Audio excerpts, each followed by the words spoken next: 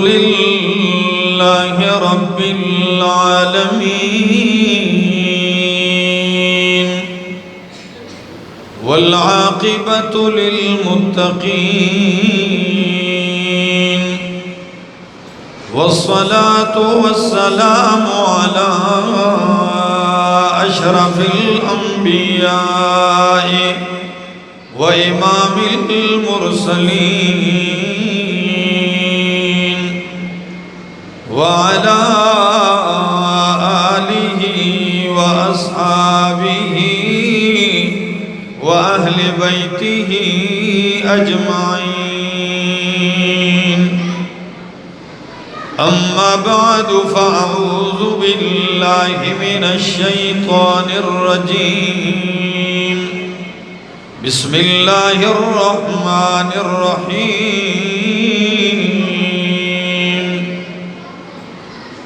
وإنه لتنزيل رب العالمين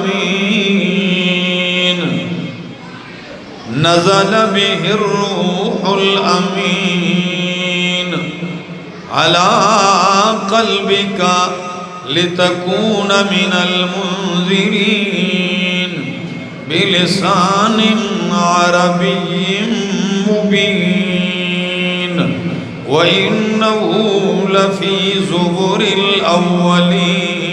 الأولين وقال تعالى لو أنزلنا هذا القرآن على جبل لرأيته خاشعا متصدعا من خشية الله وقال النبي صلى الله تعالى عليه وسلم من قرأ حرفا من كتاب الله فله به حسنة والحسنة بعشر أمثالها لا أقول ألف لام ميم حرف ولكن ألف حرف ولام حرف وميم حرف وقال النبي صلى الله تعالى عليه وسلم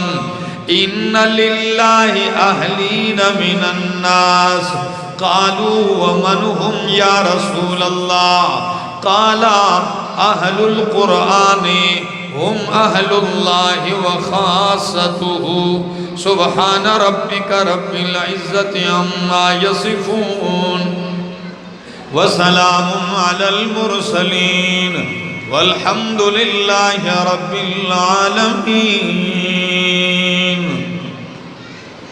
کیسے ممکن ہے حقائق بھی سرابوں میں ملے رحمت حق کے نشان کیسے عذابوں میں ملے ساز وجدا سے سنو نغمہ عرفان و یقین یہ وہ نغمہ نہیں جو تم کو ربابوں میں ملے نشہ عشق محمد سے خدا ملتا ہے یہ وہ نشہ نہیں جو تم کو شرابوں میں ملے جہاں بر کے مصائب کا علاج ہے فقط قرآن ان سب کا حل اس کے جوابوں میں ملے غم دنیا میں غم دین بھی شامل کر لو غم دنیا میں غم دین بھی شامل کر لو تاکہ دیدار و رضا تم کو ثوابوں میں ملے انتہائی قابل عزت قابل احترام ذی قدر وذی وقار بزرگوں بھائیوں عزیزوں نوجوان ساتھیوں میری معززہ موقرہ باحیا و باپردہ ماں اور بہنوں السلام علیکم آج کے اس پروگرام میں ہمارے جمع ہونے کا جو مقصد ہے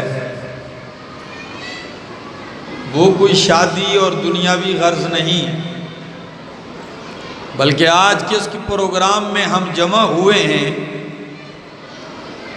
وہ ہمارے بھائی حاجی عابد علی صاحب اور بھائی آصف صاحب ان کی بچیوں نے قرآن کریم مکمل کیا ہے۔ غازی والوں، دنیا میں خوشیاں رنگ رنگ کی ہیں۔ اولاد ملے خوشی ہے، شادی ہو خوشی ہے، کوٹھی بنگلہ ملے خوشی ہے، گاڑی اور کار اور منصب اور عہدہ ملے خوشی ہے۔ لیکن یہ جتنی بھی خوشیاں ہیں یہ زوال پانے والی خوشیاں ہیں، یہ عارضی خوشیاں ہیں۔ لیکن قرآن مقدس کی جو خوشی ہے یہ وہ خوشی ہے جسے رب کائنات نے بھی پسند کیا ہے۔ سورہ یونس آیت نمبر 58 میں فرمایا قُلْ بِفَضْلِ اللَّهِ وَبِرَحْمَتِهِ فَبِذَلِكَ فَلْيَفْرَحُوا۔ اللہ اکبر، کہہ دیجئے کہ اللہ کے فضل سے اور اس کی رحمت پہ لوگوں کو چاہیے خوش ہو جاؤ۔ کیوں؟ ہوا خیر مما یجمعون، یہ وہ دولت ہے جو بہتر ہے اس دولت سے جسے لوگ جمع کر رہے ہیں۔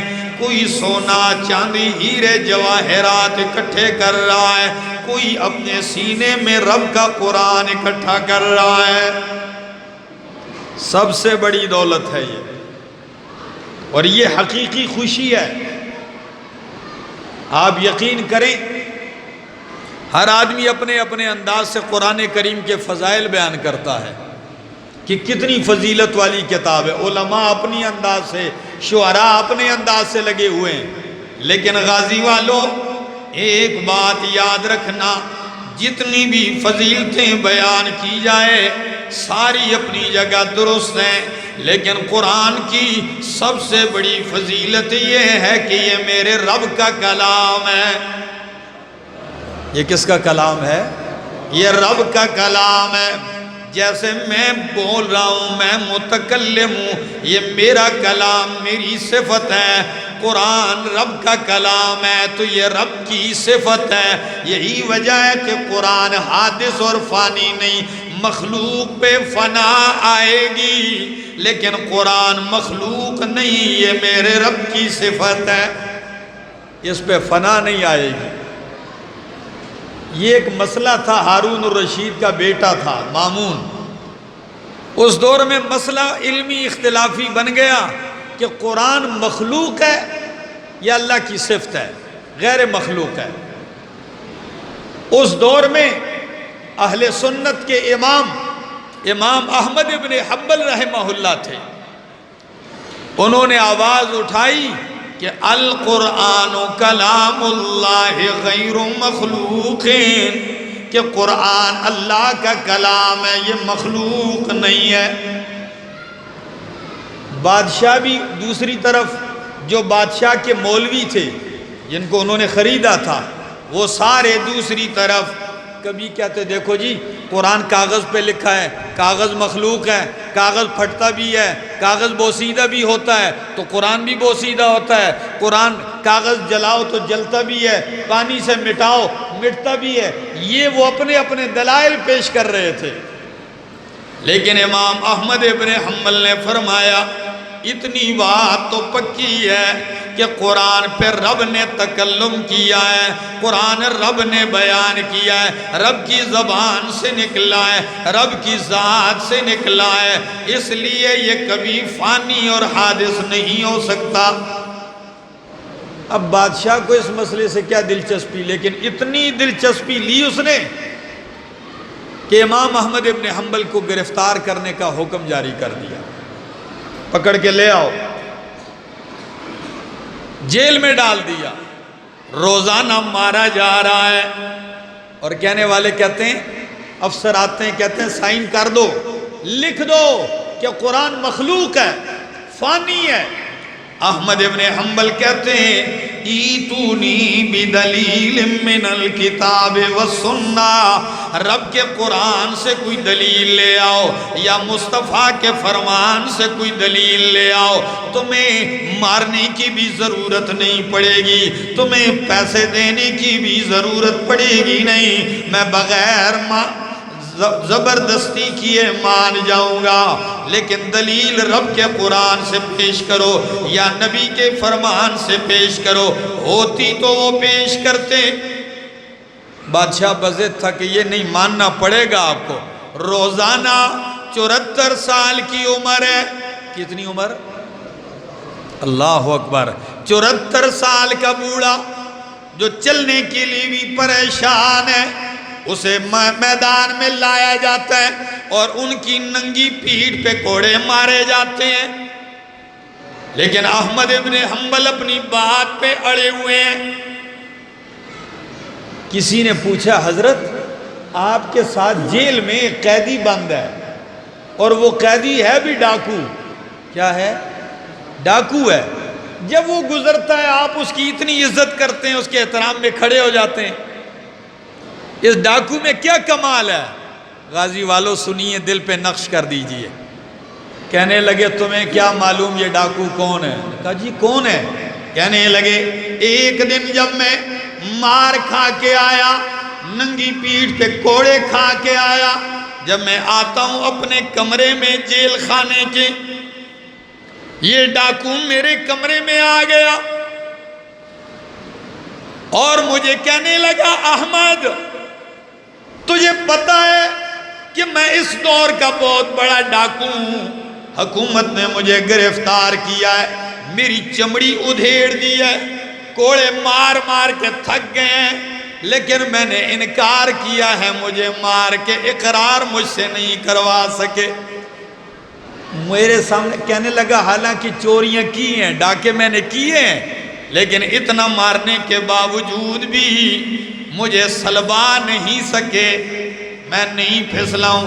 احمد اگر میں غلط ہو کے بھی اتنا ڈٹا ہوا ہوں، تو حق مسئلہ لے کے کھڑا ہے، تو نہ پھسل جانا، میں پھسل گیا تو میری جان کو خطرہ ہے، لیکن احمد تو نہ پھسل جانا، اگر تو پھسل گیا قیامت تک ساری امت پھسلتی چلی جائے گی۔ پوری امت کی ذمہ داری ہے آپ پہ۔ تو بات کر رہا تھا کہ قرآن اللہ کا کلام ہے، یہی اس کی شان کے لیے کافی ہے، پھر خود قرآن اتارنے والا اللہ۔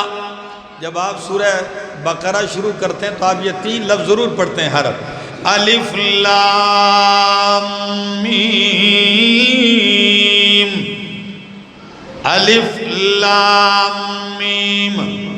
عام معنی تو یہی ہے، اللہ عالم بمرادہ بذالک، جمہور مفسرین یہی معنی کرتے ہیں، لیکن بعض مفسرین نے تقریب الی الفہم کے لیے کچھ معنی اپنے ذوق کے مطابق کیے۔ مثلا ایک معنی حضرت عبداللہ ابن عباس رضی اللہ تعالیٰ عنہ کی طرف منسوب ہے، ترجمان القرآن حضرت عبداللہ ابن عباس۔ غازی والو کون سے عبداللہ ابن عباس؟ نبی کریم کے چچا زاد ہیں، نبی کریم کے بڑے چچا عباس کے بیٹے ہیں۔ عمر 13 سال ہے، کتنی؟ جب اللہ کے پیغمبر دنیا سے رخصت ہوئے تو ان کی عمر 13-14 سال کی ہے۔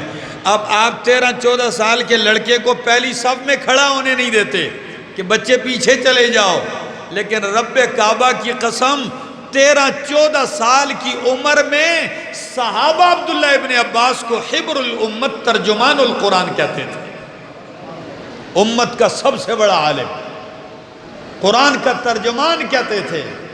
کیا وجہ ہے کیوں قرآن نہ آئے؟ خود کہتے تھے لوگوں مجھ سے قرآن کے بارے میں پوچھو، فَإِنِّي قَرَأْتُ الْقُرْآنَ، میں نے قرآن پڑھا ہے جب میں چھوٹا سا تھا۔ ایک دن ایسا ہوا نبی علیہ السلام نماز پڑھنے لگے تو یہ بھی پاس آ کے کھڑے ہو گئے۔ جب پاس کھڑے ہو گئے تو یہ ایک جانب تھے، نبی علیہ السلام نے ان کو پکڑ کے ایسے اپنے پاس کھڑا کر دیا، یہ پیچھے ہو رہے ہیں، نبی علیہ السلام کہتے ہیں آگے ہو، وہ پیچھے ہو رہے ہیں۔ نماز کے بعد فرمایا ابن عباس کیا وجہ ہے جب میں آپ کو اپنے برابر کھڑا کر رہا ہوں آپ پیچھے ہو رہے ہیں؟ فرمایا اللہ کے رسول آپ کے برابر کھڑا ہونے کی طاقت کس میں ہے؟ میری اتنی جرت کہاں کہ آپ کے برابر کھڑا ہوں. اتنا ادب، اتنا احترام. ایک دفعہ اللہ کے پیغمبر حاجت کے لیے گئے تو وہاں تو ایسا دور نہیں تھا کہ ٹوٹیاں لگی ہوں، واش روم بنے ہوں. ابن عباس گئے، کنویں میں لوٹا ڈالا، بوکا، پانی نکالا، لوٹا لا کے رکھ دیا. فرمایا آپ کو کسی بڑے نے سمجھایا ہے؟ فرمایا نہیں، میرے دل میں آیا. نبی علیہ السلام خوش ہوئے، اٹھ کے اس کو سینے سے لگایا اور سینے سے لگا کر فرمایا اللہم علمہ الکتاب. اللہ میرے چاچے کے بیٹے کو اپنی کتاب کے علم سے مالا مال کر دے. ان دعاؤں کا اثر تھا.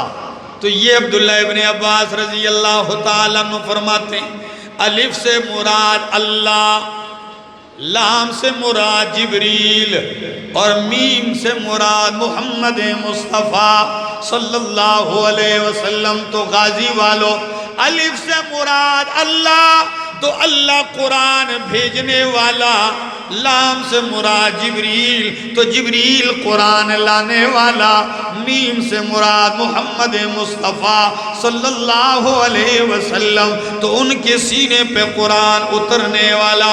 آپ سے پوچھتا ہوں خدا را جواب دیجئے، اللہ کی ذات میں کوئی شک؟ جو مانتے ہیں وہ بولو. اللہ کی ذات میں کوئی شک نہیں ہے. جبریل کی ذات میں کوئی شک نہیں ہے. میرے محبوب پیغمبر کی ذات میں کوئی شک نہیں ہے. جب ان تینوں میں کوئی شک نہیں ہے تو پھر مان جانا کہ ذالک الکتاب لا ریب فیہ، اس کتاب میں بھی کوئی شک نہیں ہے. لا ریب کتاب، بے عیب کتاب ہے، کتابوں کی سردار ہے. کاش کہ میرے پاس وقت ہوتا تو میں آج آپ کے سامنے اسی قرآن کو کھول کے بتاتا کہ اس قرآن میں اللہ نے اپنی اس کتاب کے 60 سے زیادہ نام ذکر کیے. کتنے؟ اور آپ جانتے ہیں کہ جس کے نام زیادہ اس کی عظمت زیادہ، نام زیادہ کمالات زیادہ. کبھی اللہ اپنی کتاب کے بارے میں فرماتے ہیں الکتاب، یہ کامل کتاب ہے. کبھی اللہ اپنی کتاب کے بارے میں فرماتے ہیں قد جاءکم برہان من ربکم وانزلنا الیکم نورا مبینا. ہم نے تمہاری طرف نور مبین نازل کیا. کبھی نور مبین فرمایا، کبھی فرمایا قد جاءتکم موعظۃ، یہ واضح نصیحت ہے. کبھی فرمایا شفاء لما فی الصدور، سینوں کے لیے علاج ہے، دوا ہے، شفا ہے. کبھی فرمایا یہ دلیل ہے، کبھی فرمایا یہ ایمان کی کتاب ہے، کبھی فرمایا یہ رب کا کلام ہے، کبھی فرمایا یہ ساری کتابوں پہ کنٹرول کرنے والا ہے، کبھی فرمایا ساری کتابوں کی نگران کتاب ہے. مختلف ناموں سے. کبھی فرمایا حبل اللہ واعتصموا بحبل اللہ جمیعا، اللہ کی رسی کو مضبوطی سے تھام لو. تو اللہ کی رسی کیا ہے؟ قرآن ہے. یہی وہ رسی ہے. الجامع الصحیح کی ایک حدیث سنا دوں. فرمایا قرآن وہ کتاب ہے حبل اللہ المتین، یہ وہ مضبوط رسی ہے جس کا ایک سرا اللہ کے ہاتھ میں ہے اور دوسرا سرا لوگوں تمہارے ہاتھ میں ہے. تو جس رسی کا ایک سرا رب کے ہاتھ میں ہو، دوسرا سرا آپ کے ہاتھوں میں آ جائے، سچ بتاؤ گمراہ ہو سکتا ہے؟ کبھی تباہ ہو سکتا ہے؟ آج جو بربادی اور گمراہی ہے وجہ یہ ہے ہم سے قرآن چھوٹ گیا ہے. ہم سے قرآن بہت دور جا چکا ہے. ہم قرآن سے دور جا چکے ہیں.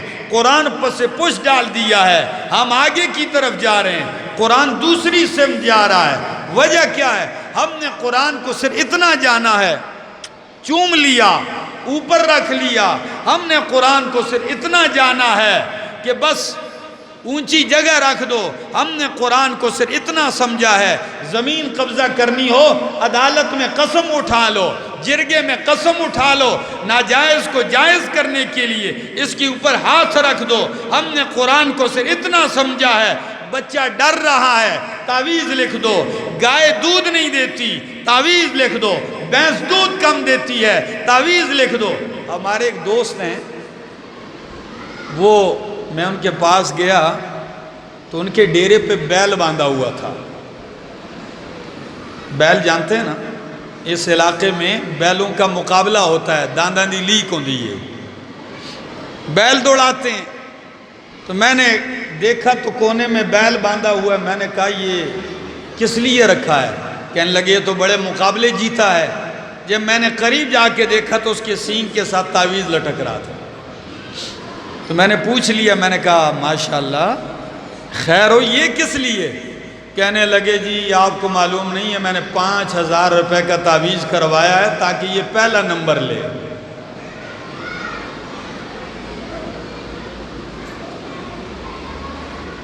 اتنی اس کو سمجھ ہے، لیکن اتنا اس کو پتہ نہیں ہے کہ قرآن تو انسانیت سنوارنے کے لیے آیا تھا۔ تو نے اسے بیلوں کے گلے میں ڈال دیا، تو نے اسے بکری اور گائے کے گلے میں ڈال دیا۔ یہ تو تیرے لیے دستور حیات تھا، یہ تو تیرے لیے رب کی معرفت کی کتاب تھی، رب کی پہچان تھی۔ کہاں سے لاؤں؟ فاروق اعظم فرماتے ہیں، کہتے ہیں سنیے غازی والو، کہتے ہیں جب میرا دل کرتا ہے کہ میں رب سے باتیں کروں۔ آپ کا کرتا ہے دل؟ بولیے۔ جب میرا دل کرتا ہے کہ میں رب سے باتیں کروں تو میں نماز پڑھتا ہوں، کیونکہ نماز میں بندہ کس سے باتیں کر رہا ہوتا ہے؟ رب سے باتیں کر رہا ہے۔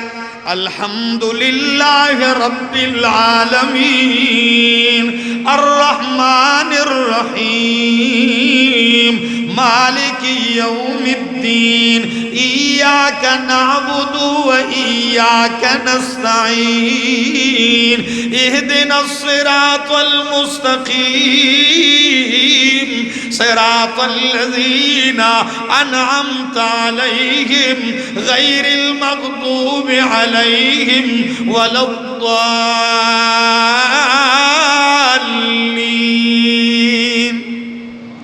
کس سے باتیں کر رہا ہے؟ فرمایا جب میرا دل کرتا ہے میں رب سے باتیں کروں تو میں نماز پڑھتا ہوں، اور غازی والو جب میرا دل کرے کہ رب مجھ سے باتیں کرے تو میں قرآن پڑھتا ہوں۔ جب دل کرے کہ اللہ مجھ سے باتیں کرے تو میں قرآن پڑھتا ہوں، اس لیے کہ قرآن میں رب ہم سے باتیں کرتا ہے، یہ رب کا کلام ہے۔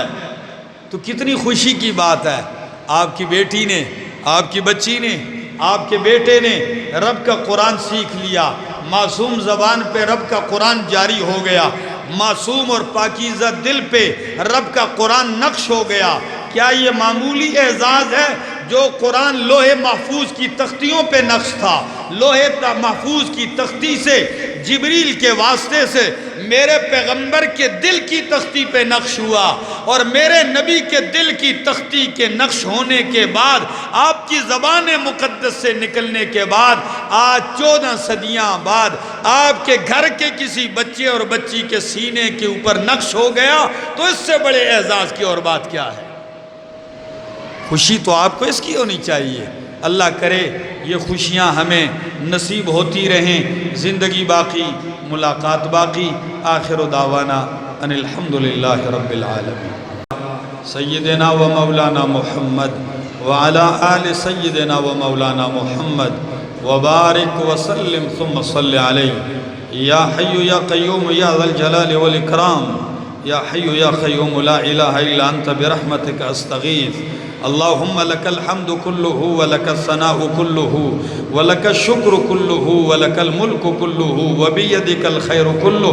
اللہ ہماری حاضری قبول اور منظور فرما۔ مولا کریم جن بچیوں نے قرآن کریم کو سیکھا ہے، اللہ ان کو قرآن کی عالمہ بنا دے۔ اللہ قرآن کے مطابق زندگی بسر کرنے کی توفیق عطا فرما۔ بہت سارے مرد اور خواتین آئی ہیں کسی نے ہاتھ اٹھائے ہیں تو میرے اللہ سب کی جائز حاجتوں کو پورا فرما، دنیا اور آخرت کی ہر ضرورت کو پورا فرما، ہم سب کا خاتمہ موت ایمان پہ فرما۔ وصلی اللہ تعالی علی النبی الکریم وعلی آلہ وصحبہ اجمعین۔